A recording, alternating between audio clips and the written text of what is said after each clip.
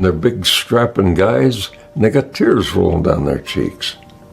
But I understand, how they feel, and that's Cheyenne was their hero, and now they're getting to meet him in person.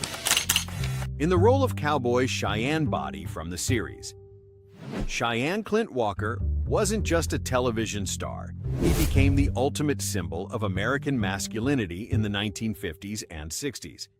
People adored him not only for his rugged looks, but also for what seemed like a spotless life.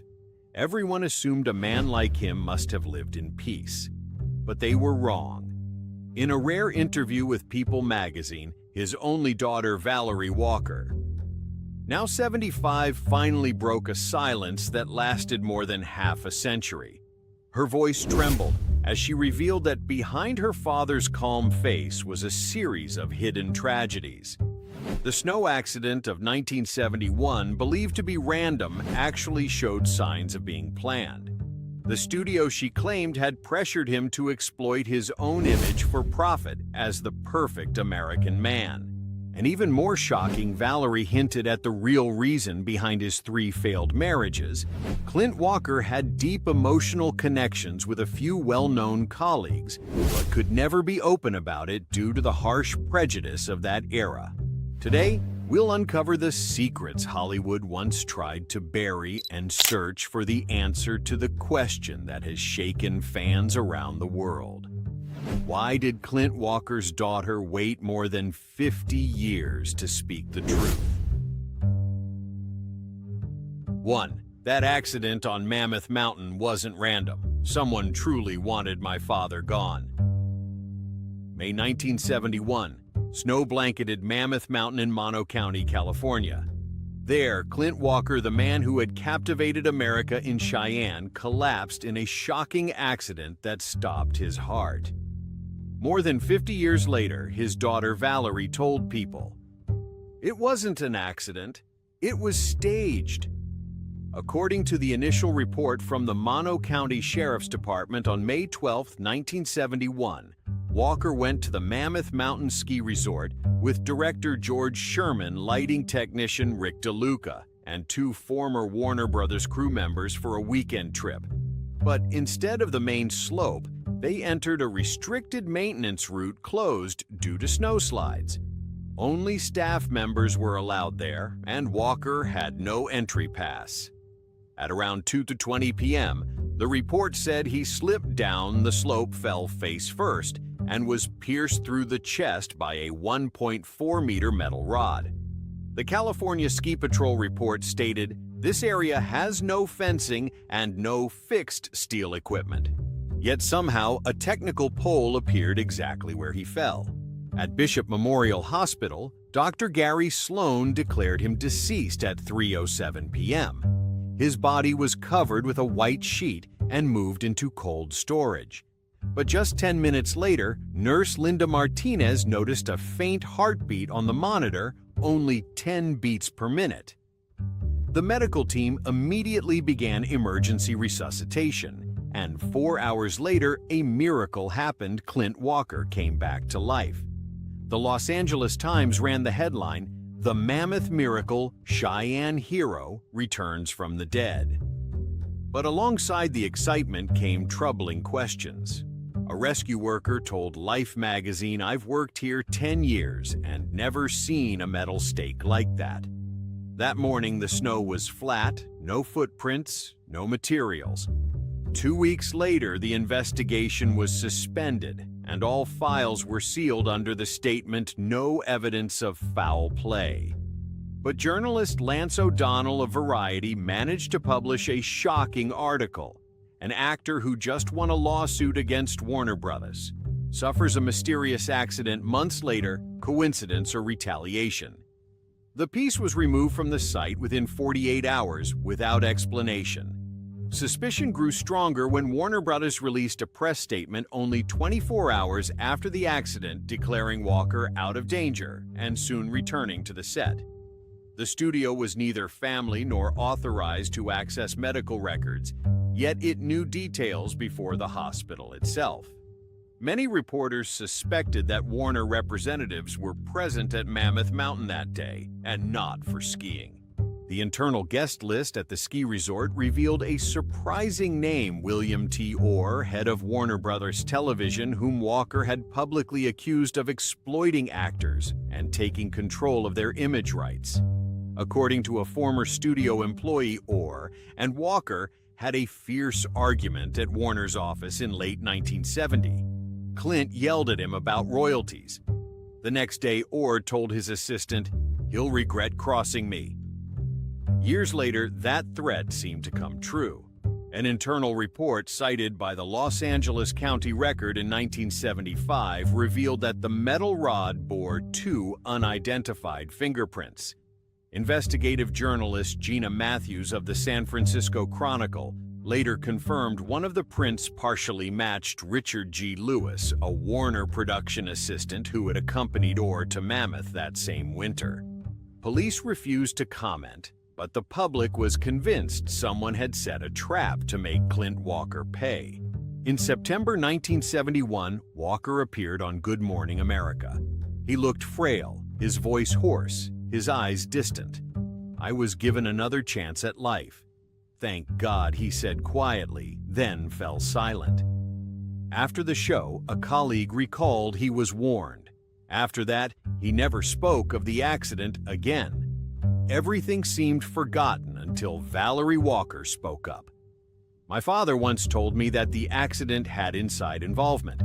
Weeks before going to Mammoth, he received an anonymous letter. 'Don't go against Warner again. Be wise.' After he was hospitalized, that letter and several documents disappeared. But as Valerie revealed at the end of her interview, that accident was not the end. It was the beginning of an open confrontation between one lone man and an empire of power." She said slowly, "My father knew why they wanted to harm him. It all began with the Warner Brothers lawsuit, when he dared to do what no one else in Hollywood would: stand up against the very people who made him. And that was the moment Clint Walker became Hollywood's rebel, the first man to challenge Warner Brothers in a battle that wasn't just about contracts, but about his very life." 2. If my father truly had feelings for people of the same gender. So what? He's human, isn't he?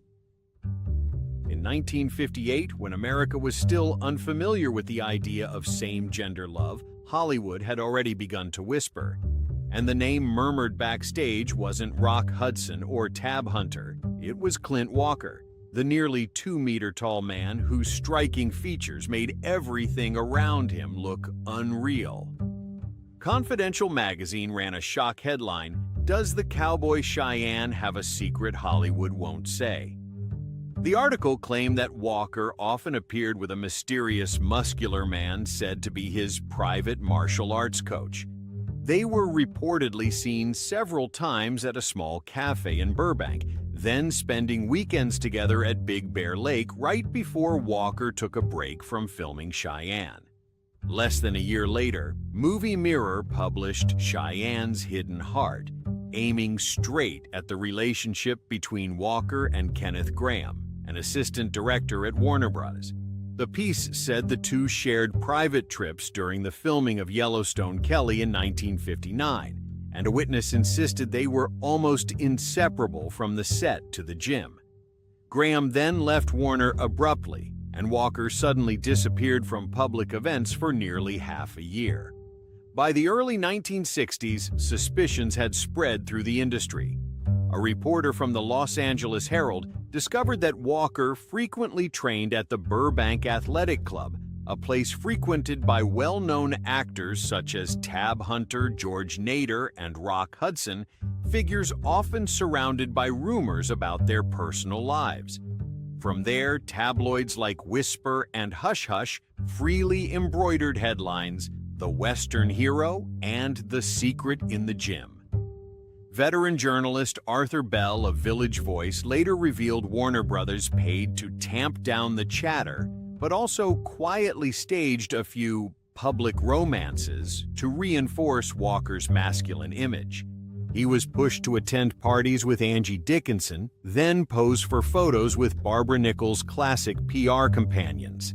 But that very arrangement made the public believe there was something being hidden. An editor at TV Guide wrote at the time, Hollywood doesn't believe in perfection. If they can't find a crack, they'll make one. Insiders added fuel to the fire. In his memoir, actor Ed Burns, 77 Sunset Strip wrote, Clint was so private that everyone kept guessing. Some even mentioned an unusually close friendship between Walker and Roger Moore during Gold of the Seven Saints, 1961. The two went hunting together, shared a cabin, and even shot paired promotional photos for Warner Brothers. The talk spread so far that Roger Moore had to go on BBC Radio in 1962 to state plainly, Clint is the best friend I've ever had, and also the most truthful man I know. But the press wouldn't let go. Each time Walker stayed quiet, they treated it as proof. At the premiere of The Dirty Dozen 1967, when a reporter asked him to clarify the rumors about your personal life, he replied briefly, I don't really discuss what's private. People seem to love that topic, but sorry, I only want to talk about my work. That was enough. Variety wrote, the quieter a man is, the more Hollywood believes he's hiding something. According to Valerie Walker, her father was never angry about the rumors, but he was hurt.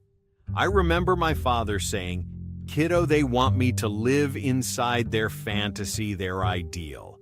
But I don't enjoy playing that role. I just hope to be myself, at least in the next life. In a Hollywood that prized noise, where sensational talk became a new badge of success, Clint Walker's silence felt unusual. He didn't drink, didn't party, didn't chase controversy, and to many that in itself seemed suspicious. The industry elite began to turn away. Directors hesitated to hire him, and studio press teams limited his appearances. By the early 1970s, Walker had almost vanished from the cinematic map while the rumors quietly lingered. Perhaps what made Clint Walker most remarkable wasn't identity fame or an impressive physique, but the way he kept his dignity and composure in a Hollywood that seemed to hunger for the opposite. And maybe it was precisely that calm refusal to join the game that made some people uncomfortable. No one in the capital of lights can stand outside the circle forever. And when he fell for the second time in his home in Grass Valley in 2018, many believed the cold wind of 1971 had never truly stopped. 3. They squeezed my father to his last breath, then called his silence ungrateful.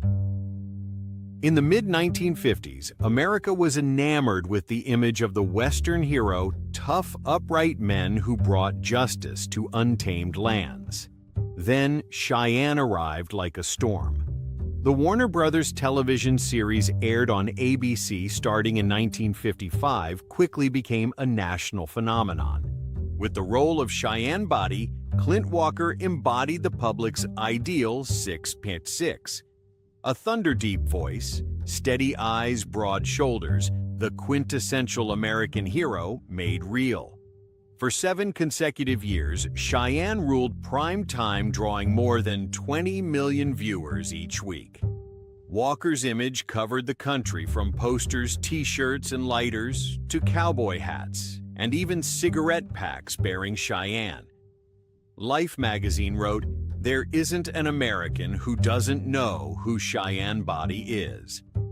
According to documents in the Warner Brothers corporate archives, the contract Walker signed in 1954 was an all-rights contract. The studio held full authority to use his image, name, voice, and likeness in all commercial activities without additional payment.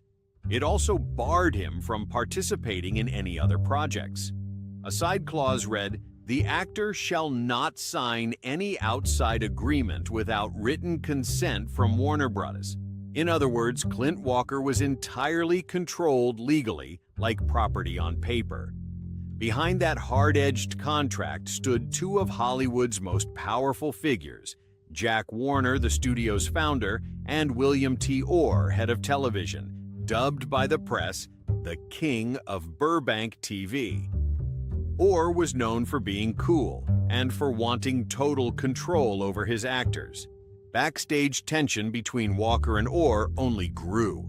The Hollywood Reporter, June 1957, revealed Orr was angry when Clint refused to participate in a set of lightly suggestive promotional photos arranged for women's magazines. A crew member recalled Clint saw it as an insult. He wanted to be treated as an actor, not a decorative prop. From 1958, as Cheyenne peaked in the ratings, Warner Brothers launched a nationwide Cheyenne Fever campaign. Posters and magazines flooded with images of Walker bathing in a river, riding in the rain, arm wrestling foes scenes never in the original scripts. Directors were instructed to hold the shot longer on the upper body to increase appeal to female viewers. Walker objected, but Orr threatened, "If you won't shoot, we'll find someone who will." His patience turned to anger. Beyond being pushed as a physique-driven icon, Walker was shooting 18 hours a day, 6 days a week, while Warner Brothers drew in tens of millions in profits. Variety estimated that in 1959, broadcast rights and tie-in products alone exceeded $25 million, a huge sum for the time. Yet Walker still earned $175 with no benefits, no share, no voice. According to journalist Robert Kane of the Los Angeles Times, he sent 3 letters to Warner Brothers requesting a renegotiation without any reply. In March 1959, Walker walked straight into William T. Orr's Burbank office, slammed the contract on the desk, and said clearly, "I won't shoot another scene until I'm treated as a person." The next day, Variety ran Cheyenne halted due to internal dispute. Warner Brothers rushed out a statement saying the star was taking a break for health reasons. But everyone knew Clint Walker was challenging the very people who had built his name. Warner's response came like a storm. Walker was suspended. His name was scrubbed from ad campaigns. The makeup room was sealed. The Cheyenne body nameplate taken down. Overnight, America's hero became a rebel. Orr immediately slotted in young actor Ty Hardin, creating the character Bronco Lane to keep the franchise alive. But audiences refused. Within 2 months, Nielsen reported viewership down 42%. Thousands of protest letters flooded the networks. TV Guide blared, "America wants the real Cheyenne, not a substitute." Pressure forced Warner Brothers back to the table. In October 1960, the studio signed a new contract with Walker, $2,500 per week, a cut of profits and script approval, a landmark victory for TV actors of that era. But every victory carries a price. Right after his return, Walker was marked in Hollywood's quiet ledger. Directors hesitated. Other studios feared pressure from Warner. The New York Herald Tribune ran the sardonic headline, "The Cowboy Who Bit the Hand That Fed Him." Though freer, he paid with isolation. Murky whispers about his private life temperament. Even his orientation began to spread, as if someone wanted to distort his image at any cost. In the interview, Valerie Walker recalled, "My father didn't need money, he needed respect." But Hollywood didn't allow that. They feared anyone who dared to say no. From a nationwide icon, Clint Walker became a thorn in the side of the powerful. He won back his freedom, but lost his prime position. And from that moment when he openly stood against the hands pulling strings backstage, Clint Walker's life veered into a darker turn where his fame, image, and even his body were turned into tools for relentless commercialization. 4. Hollywood turned my father into merchandise. They marketed his physique instead of honoring him as a true artist. The Hollywood of the 1950s was the age of image where every light, every smile, even every drop of sweat could be monetized. No one understood this better than Warner Brothers.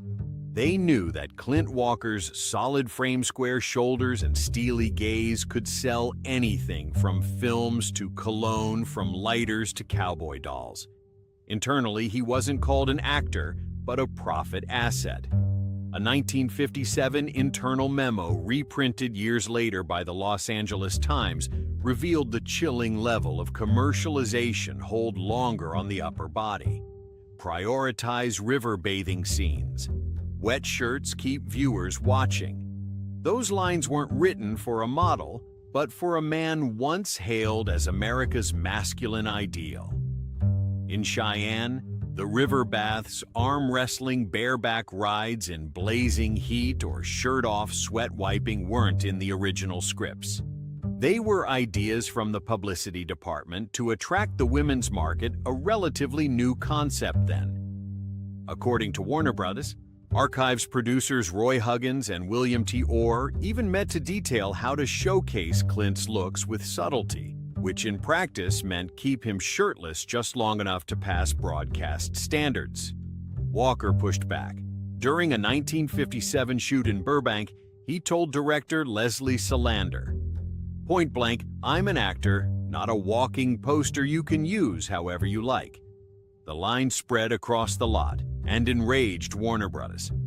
The next day, he received a warning letter. If he continued to refuse artistic direction, his contract could be terminated. From there, pressure tightened. Warner forced him into more crowd-pleasing scenes than ever. In the episode The Outlander, he was told to go shirtless in a glacial river at 45 Dreister, 7 degrees Celsius. In The Iron Trail, he had to arm wrestle 5 supporting actors just to prove Cheyenne's strength. It was no longer art, it was physique marketing. The campaign worked spectacularly. According to 1958 Nielsen data, 60% of Cheyenne's audience was women, a record at the time. Warner Brothers called him a walking goldmine. Photoplay crowned him television's original leading heartthrob. But that glory cut both ways. Faith-based groups like the Christian Family Alliance protested fiercely, sending letters to ABC urging the show's removal. The Chicago Tribune ran a cold headline, "The Cowboy Who Harmed America, Reserved and Private." Walker felt humiliated. On CBS Morning Show in 1959, he said simply, "I don't want to be remembered just for the muscles." The remark infuriated Warner. In their eyes, Walker wasn't an actor anymore. He was a product daring to defy its own brand. According to cinematographer Bob Shelton's memoir, Walker once walked out of a Life magazine photo shoot in 1960 when told to soak yourself to wet the shirt. The incident enraged Warner's PR team. From then on, he was labeled difficult. In film circles, word traveled faster than wind. Clint Walker isn't compliant anymore. Day by day, the studio lights around him dimmed. Warner cut interviews, canceled award show invites, and quietly reduced his television exposure. A director who worked with him on Gold of the Seven Saints recalled Clint still worked hard, but the fire in his eyes was gone. He knew he'd lost his freedom. In the end, the conflict wasn't about contracts. It was about dignity. Clint Walker felt turned into a commodity, defined by chest and biceps rather than craft.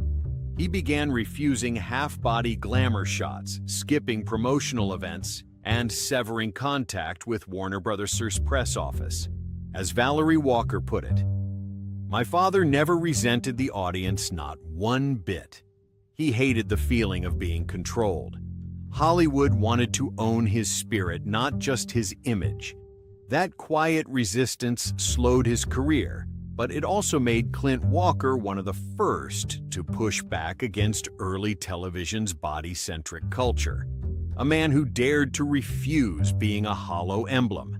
And from there, the fractures in his private life began to appear, because the price of resistance wasn't only a career cost, it reached all the way into family life. 5. Every one of my father's marriages ended because Hollywood made it impossible for him to love anyone. In Hollywood's golden glow, people only saw Clint Walker as an unshakable hero, a symbol of strength and integrity. But when the lights went out, his private life was a chain of broken relationships, mysteries, and persistent rumors. 3 marriages, seemingly 3 chapters of love, were in fact 3 tragedies covered by silence and unanswered questions. His first wife, Verna Garver, was his young love from Alton, Illinois. They met in 1947 when Walker was just 20, working night security at the Golden Nugget Hotel. Verna, then a hairdresser, once said in a rare interview with the St. Louis Post-Dispatch that he was modest, quiet, and had sad eyes like someone carrying a debt to life. They married in 1948 before Hollywood knew the name Clint Walker. In the early years, the couple lived simply drifting across western states to make a living. When Walker joined the Merchant Marine, Verna wrote him letters for over a year. They once lived in a small apartment in Burbank when Walker began testing for roles at Warner Brothers. But when Cheyenne exploded on television, their marriage started to crack. According to journalist Harold McIntyre of the Los Angeles Herald-Examiner, Clint came home less and less. Verna grew afraid of the flashbulbs, and all that remained between them were quiet conversations. The breaking point came in 1966 when Movie Mirror ran an item claiming he was close with a female colleague on the set of Fort Dobbs, an unverified story, but enough to leave Verna devastated. They officially divorced in 1968 at Los Angeles County Court after 20 years together. Their daughter Valerie had just turned 18. 2 years later, at a charity fundraiser in Beverly Hills, Walker met Giselle Hennessy, a French model who had worked for Elle magazine. Their relationship was seen as a fresh breeze in his life. Giselle was described as elegant, composed, and influential at society events. They married in 1974 in Santa Barbara in a small ceremony without media present. In the first years, Walker and Giselle were happy on a ranch in Grass Valley, California. But when Walker returned to the screen with The Dirty Dozen, The Deadly Mission. 1987, the press once again dug into his private life. A 1988 Star Weekly piece claimed Giselle was often absent from premieres, fueling public doubts about their relationship. Some crew sources said Walker became colder, quieter than before, while close friends recalled he seemed to carry a sorrow that had no name. On January 1, 1994, Giselle Hennessy passed away at home at age 63. The cause of death was never disclosed, and her funeral was held privately at St. Patrick's Church in Grass Valley. Valerie, in a 1998 interview with Inside Edition, said, "There were unusual things around Mrs. Giselle's passing. My father never explained everything, but I know it changed him forever." After the funeral, Walker withdrew from Hollywood, cut contact with many in the industry, and spent most of his time writing novels and tending to the trees around his home. 3 years later, in 1997, nearing 70, Walker met Susan Cavallari, a Wyoming woman working in jewelry. They met at a Cheyenne anniversary in Palm Springs and quickly grew close. Susan didn't care about his fame, something that made Walker believe he had found real peace. They married in a private ceremony attended by a few old friends, including Clint Eastwood and Roger Moore. Susan was by his side during his final years as he faced chronic heart failure. They lived quietly in Grass Valley until Walker passed away in 2018. Valerie once said Susan cared for my father to his last moment, but she also understood he never truly escaped the old memories. Curiously, throughout those 3 marriages, Clint Walker had only one child, Valerie. He was once rumored to have had a child with a supporting actress from Yellowstone, Kelly, but this was never verified. Valerie, his only child, chose a different path. She became the first female commercial pilot at Western Airlines, another emblem of strength and freedom, just like the father she adored, yet also wanted to step out from under. For years, the Hollywood press wrote about Walker as a man who couldn't keep happiness, but Valerie saw it differently. In a 2004 conversation with Rolling Stone, she said, "My father didn't lose his wives. They left because they couldn't bear the world he was forced to live in." Those 3 marriages were like 3 mirrors reflecting the hidden corners of Clint Walker, the star, the husband, and the lone traveler among the spotlights. After each parting, he drew further inward, quieter, as if fame had traded away everything most human in him. But that silence only made Hollywood more curious than ever. Because when a man is too perfect, too composed, too private, people start to ask, is he hiding something? From there, the strange rumors about Clint Walker's true self began to erupt, and they all revolved around the most sensitive subject identity and the mystery behind his flawless exterior. 6. Even when he was near the end, those people still wouldn't let him find peace. On May 21, 2018, Clint Walker passed away in his small home in Grass Valley, California. The press said he died peacefully in his sleep at 90. But to his daughter Valerie Walker, former pilot, and the only person at his side in those final days, it was not a purely natural passing. "My father likely died from the consequences of old injuries, including emotional ones," she told People magazine, "but also because of the actions of those who never left him alone. And I honestly cannot forgive that records at Sutter Medical Center leaked a few weeks later stated the cause of death as acute congestive heart failure stemming from heart damage due to the 1971 ski accident. At the time of his passing, Walker's heart functioned at only 54% capacity. His lungs retained fluid, and heart tissue had hardened around the metal sutures from more than 4 decades before. Dr. Harold Reynolds, who treated him, told the Sacramento Bee. His heart was repaired with 3 steel stitches in 1971. They held for nearly half a century, but the muscle around them had died. It was like an engine with no piston. From 2015 on, Walker's health declined markedly. He was hospitalized frequently for low blood pressure and swelling in his limbs. Doctors recommended a pacemaker, but he refused. In a rare interview with journalist Lisa Calvert of the Grass Valley Telegraph, he gave a wry smile. "I've lived long enough with a stitched heart. I don't want it drilled again, thank you." Even so, Walker continued to appear at fan events. In April 2018, he attended the 50th anniversary celebration of the Dirty Dozen in Burbank. Images of his trembling hands as he signed autographs spread across social media. Few knew he had taken 7 different cardiac medications that day just to keep his breath steady. One attendee recalled, "He smiled the whole time, but his hands shook and his lips were pale." Just a month later, he passed away. According to the coroner's report, his heart stopped at 11:58 p.m. But what shocked many was that 45 minutes later, Deadline Hollywood posted Clint Walker dies at 90, citing a source inside Warner Brothers Television.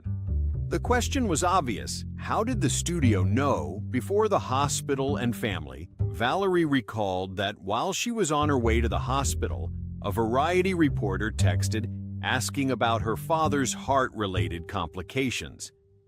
"I felt a chill," she said.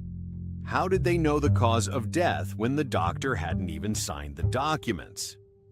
By July 2018, the Sacramento Bee reported that Walker's original medical records at Sutter Medical Center had gone missing without explanation. An anonymous nurse confirmed all of his cardiac data vanished from the electronic system. "We've never seen anything like it." The events stirred public outrage. Investigative journalist Eli Kramer of the Los Angeles Daily Press wrote, "It's hard to ignore that every major detail about Clint Walker, from illness to accident to passing, was relayed by a Warner source, a studio that hadn't been tied to him for half a century." Theories quickly spread. Some believed Warner Brothers never forgave Walker, who cost them millions after the 1959 work stoppage and legal fight. They argued that the 1971 ski accident, the 1960s rumors about his personal life, and even the quiet tone of his final years were all part of a long arc of reprisal. Critic Matthew Callahan of Hollywood Rewind wrote, "Clint Walker was one of the few who dared to stand up to Hollywood. And Hollywood, as we know, does not easily forgive those who won't bow." According to Valerie, her father struggled with depression for many years. He avoided social circles, keeping in touch only with a few loved ones, including Roger Moore, the friend once pulled into old rumors. He always believed in fairness, Valerie said, and that belief is what hurt him most, because Hollywood is rarely fair to those who refuse to submit.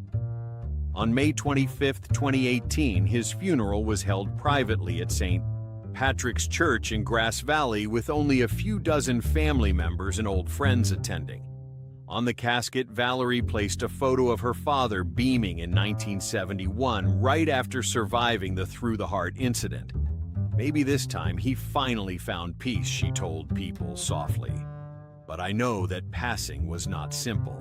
And that is the story behind America's so-called perfect image of masculinity. A Western hero who survived a brush with death yet could not escape the injuries left by Hollywood itself. Clint Walker left with a heart that had stopped twice, but the mysteries around him still send chills through the world. What about you? What do you think of Valerie Walker's revelations? Was the 1971 snow accident truly an accident, or a warning from one of Hollywood's most powerful empires? Leave a comment below, and we'll continue the discussion in the next part. Don't forget to like, subscribe, and turn on notifications so you won't miss the upcoming video.